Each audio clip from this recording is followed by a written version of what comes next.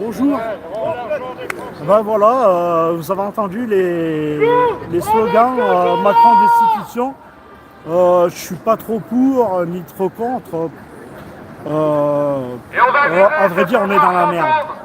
Que ce soit Macron ou un autre, la merde elle est là et elle sentira toujours autant. Quel que soit. Non, c'est du grand foutage de gueule. Quand on pense que là, on parle du déficit, ils veulent raboter, ils veulent réduire les services publics, augmenter les impôts, c'est toujours les mêmes qui vont payer. C'est les bas salaires, c'est la masse salariale, c'est le peuple, c'est les citoyens, c'est les petites mains, celles qu'on avait tant vantées pendant le Covid, les mains utiles. C'est eux qui vont payer avec les artisans, les commerçants et bien sûr les agriculteurs, les retraités, les handicapés. Ça fout franchement les boules. Pourquoi? Parce que c'est l'incompétence de nos dirigeants politiques. Faire de la politique, c'est prévoir, c'est se projeter, apporter des idées, apporter de l'innovation et trouver des solutions. Et quand on pense que ce soit des personnes qui ont été reconduites au gouvernement ou même dans les commissions d'enquête, je fais allusion à Coquerel qui était quand même président de la commission des finances sur le précédent mandat et sur le nouveau mandat, là actuellement, qui n'a pas tiré la sonnette d'alarme, soit il est incompétent, soit il est complice, ou soit il n'en a rien à foutre. Le deuxième, Jean-Noël Barrot, qui est ministre des Affaires étrangères de la Commission de l'Europe, qui lui était pareil, président de la Commission des finances. Qu'est-ce qu'il a foutu pendant ces années-là? C'est des gars qui ont fait des études, qui ont tenu des dossiers, ils ont été incompétents, incapables de mettre, de dénoncer, de veiller au fonctionnement de la finance de notre État. On a Retailleau qui dit, ministre de l'Intérieur, non mais c'est un foutage de gueule. Quand on pense qu'il était avec Sarkozy, c'est lui qui a fait le plus de mal au ministère de l'Intérieur et maintenant il la ramène avec ses grands sabots. Non, franchement, ils nous prennent pour des dindons. Et là, leur plus grosse préoccupation, c'est un renouveau des Gilets jaunes. Il y a 2 jours, jeudi soir, sur la 3, il y a eu une émission très intéressante, chose que je dénonce depuis un très long moment, où sont passés nos carnets de doléances. Là, il y a un maire d'un petit village de l'Oise qui est en train de se battre avec d'autres personnes, des chercheurs, des historiens, des intellectuels, pour mettre au grand jour et publier nos carnets de doléances parce qu'ils ont complètement disparu. Ils sont aux archives nationales, dans les bibliothèques, aux archives, dans les départements, dans les régions. Et là, il y a une inspiration, il y a énormément d'idées que nous, les citoyens, les Gilets jaunes et puis autres, il y a énormément de données. Rien que les données qu'il y a, comme il disait le chercheur dans l'émission, en 2022, aucun présidentiable n'a cherché à savoir où s'est appuyé, où a été cherché, ou trouvé des idées, des réflexions dans nos carnets de doléances. Et pourtant, on peut faire plusieurs programmes politiques. Tout le monde s'assoit dessus. Que ce soit Mélenchon, Marine Le Pen, que ce soit les LR, les écolos, tous autant qu'ils sont, même au niveau syndical, tout le monde s'assoit sur nos carnets de doléances. On a quand même fait quelque chose d'historique. Il y a plusieurs... L'historien disait qu'il y avait, si on cumulait les feuilles de juin une après une, il y aurait la distance de la Terre à la Lune. C'est la première fois qu'on a une telle banque de données. On devrait s'en servir, s'appuyer dessus. On n'est pas bête, on nous fait passer pour des abrutis, pour des imbéciles, pour des incompétents, mais nos hommes politiques, ils sont très forts, ils ont tout fait pour complexifier notre administration, notre rouage politique, pour qu'on arrive à ne rien comprendre. Mais nous, on n'est pas dupes. D'ailleurs, il n'y a pas très longtemps, j'ai participé à un film qui s'appelle L'effet Bahamas. C'est un film engagé qui est fait par Hélène, On a fait l'avant-première le 17 avril dans un cinéma. Et on explique, enfin Hélène explique avec d'autres personnes comment que l'État, les financiers ont fait main basse sur notre chômage. Ce qu'on appelait communément la CEDIC, la NPE, tout le financement, comment il a été détourné. Après, ils ont fait la même chose sur la retraite. La même chose sur la santé. Oui, exactement. Exactement. Le problème, ce sont nos dirigeants politiques. C'est eux, ceux que vous voyez tous les dimanches sur les marchés, qui sont là, qui vous disent le contraire de ce qu'ils vont faire quand ils arrivent ici à Paris, auprès de la Commission, auprès de l'Europe. Ils font tout le contraire de ce que l'on nous dit. Ils s'arrangent entre eux. Par exemple, comme sur la loi sur les lanceurs d'alerte, c'est une loi qui est passée avec la bénédiction du RN et de la France Insoumise. Si aujourd'hui vous êtes lanceur d'alerte, je ne donne pas cher de votre peau. Et si on creuse, on tire la ficelle, on se rend compte que nous, les citoyens, on est les dindons. Là, ils ont tout fait pour alimenter avec des problèmes liés. C'est vrai qu'il existe des problèmes dans les quartiers, dans les campagnes, des problèmes de racisme, d'agression, de délinquance, d'incivilité, tout ça, mais il y en a toujours, il y en aura toujours. Mais d'après tous les sondages et toutes les enquêtes qui ont été faites, la préoccupation majeure des Français, c'est le pouvoir d'achat. Ça fait un peu penser aux magiciens, tu sais, qui te montrent la main, ils te montrent vers le ciel, et hop, de l'autre côté, il te fait les poches. Ça fait plutôt le pickpocket alors. Alors c'est un dicton chinois qui dit que quand une personne, elle montre le ciel, la lune avec le doigt, ne regarde pas, le doigt regarde la lune. Et ils nous font le même coup. Hein. Voilà, c'est exactement ça. Regardez là, les problèmes qu'il y a là-bas, pendant ça ils te font les poches. L'imbécile il va regarder le doigt. Ouais. Non, c'est la personne qu'il faut regarder. Et ils nous font passer pour des imbéciles et voilà, c'est franchement dégueulasse. De l'argent, il y en a de l'argent. C'est un problème de répartition des richesses.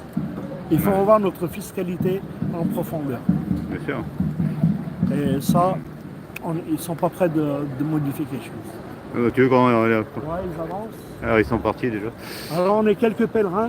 Aujourd'hui, il y a une manifestation place de la République. C'est les transgenres, les homos, enfin voilà, je ne sais pas trop ce que c'est. LGBT, enfin, je pense qu'ils seront plusieurs dizaines de milliers.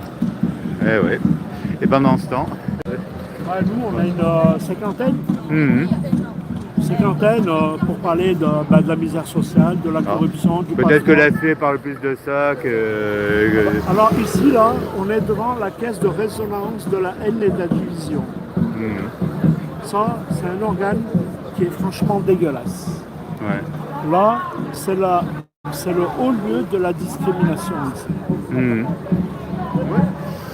Quand il y a quelque chose qui sort sur leur site, la télé va répéter quelques heures plus tard. C'est une agence d'information et ils ont une ligne rédactionnelle qui fait la politique qu'on lui demande en fonction du climat, de la tendance, des accords, de la société du quotidien.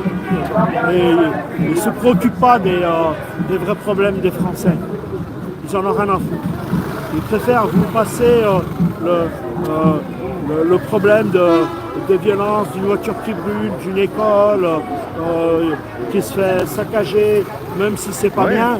C'est les faits divers, quoi, finalement. Voilà, Agence France, faits divers. Ils font passer ça en fait de société. En fait majeur, on a envahi, il y a le grand remplacement. C'est complètement stupide comme discours, mais ça marche bien. Chez les gens incultes, ça marche, ça prend. Bien sûr. Ça prend. C'est à cause de lui, si j'ai des problèmes, voilà. On est toujours l'étranger.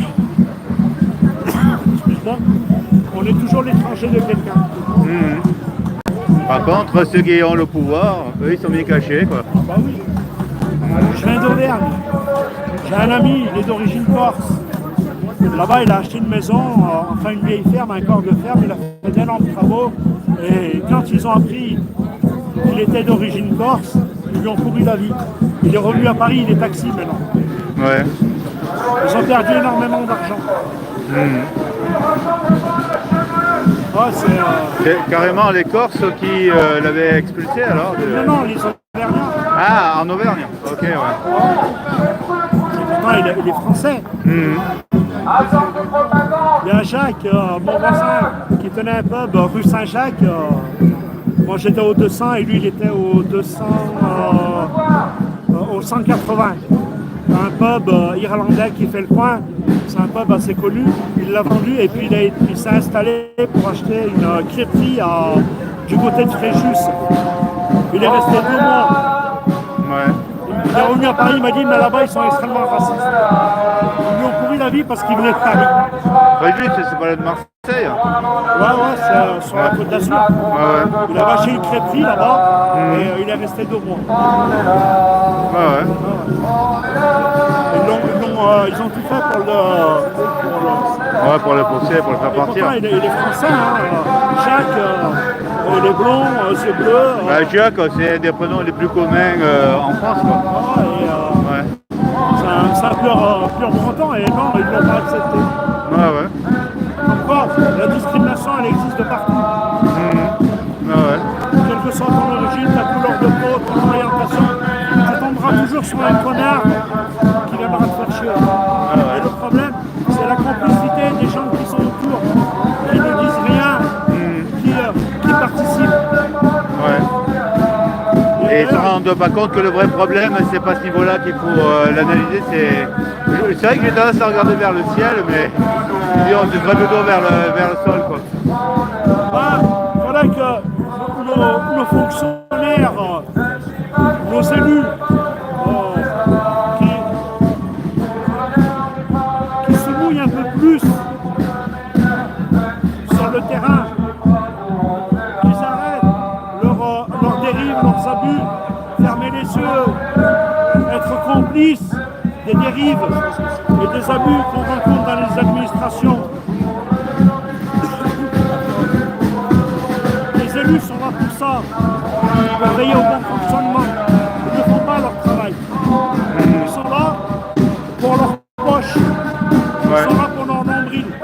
Là, on voit actuellement ce qui se passe au sein de l'Assemblée, même du Sénat. Ils sont plus préoccupés par leur avenir politique que par la situation de la France. Ils sont en train de nous donner un spectacle lamentable. D'ailleurs, ils sont tous d'accord là-dessus. Sur un point, ils se sont augmentés leur traitement. C'est fort. C'est fort. Tu sais, moi, quand j'étais chef d'entreprise, je payais d'abord mes ouvriers, les propriétaires, les fournisseurs, l'administration, URSSAF, RSI, tout ça. Et ce qui restait, c'était pour moi. Seulement ce qui restait. Ben oui, c'est pas le même principe. Ils se servent et après ils laissent ruisseler ce qui reste. Exactement. Ils se servent et après ce qui reste, on va mettre ça en déficit. Et s'il n'y a pas assez. Il y a quelques années, Sarkozy voulait faire passer quelques lois qui engageaient la responsabilité et l'obligation de résultat des élus. C'était une bonne idée, mais. Tu t'en souviens? Moi je vous rappelle sous Mitterrand aussi qu'il avait augmenté le salaire des députés à l'époque. Moi je trouve ça dégueulasse. Et je trouve encore plus dégueulasse, c'est qu'on n'est pas assez nombreux.